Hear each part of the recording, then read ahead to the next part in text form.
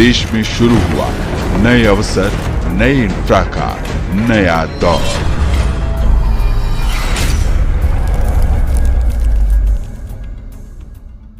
Bleach India की आज की रिपोर्ट में हम बात करेंगे ऑनलाइन और लोकल वेंडर्स के पास धड़ल्ले से बिक रही बैन हो चुकी ई सिगरेट के बारे में। यूजीसी ने सभी यूनिवर्सिटी और कॉलेजों के सामने एक बड़ा सवाल उठाते हुए पत्र लिखा है कि बैन के बावजूद ई सिगरेट और अन्य ऐसे प्रोडक्ट छात्रों को आसानी से कैसे मिल जाते। यूजीसी ने उच्च शिक्षा संस्थानों को स्पेशल ड्राइव चलाकर औचक निरीक्षण करने को भी कहा है, साथ ही छात्रों के लिए जागरूकता अभियान चलाने की दिशा निर्देश भी दिए। यूजीसी ने कहा है कि ई सिगरेट के खतरों के बारे में छात्रों को अधिक से अधिक जानकारी दी जाए और यह भी सुनिश्चित किया जाए कि कैंपस में इसका प्रयोग ना हो पाए।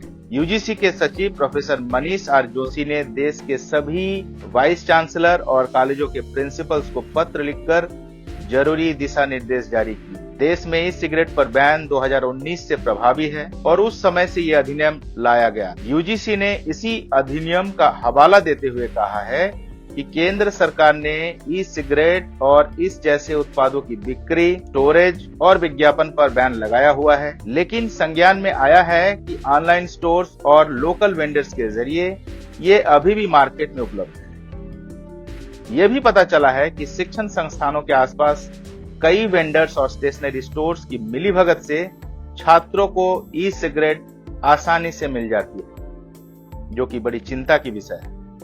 इसको लेकर यूनिवर्सिटी और कॉलेज के बहुत गंभीर हो जाना चाहिए और कड़े कदम उठाने की जरूरत है। केंद्र सरकार ने जो नियम कायदे बनाए हैं उनको लागू करना शिक्षण संस्थानों की भी जिम्मेदारी। आइए समझते हैं कि यूजीसी के पत्र का क्या मायने है।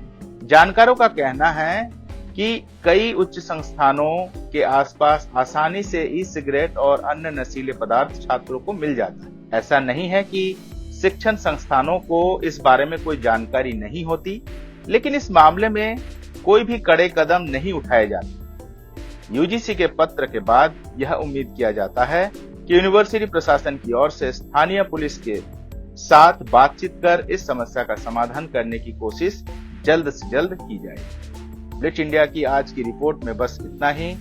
देश और दुनिया की खबरों के लिए देखते रहिए ब्लिच इंडिया।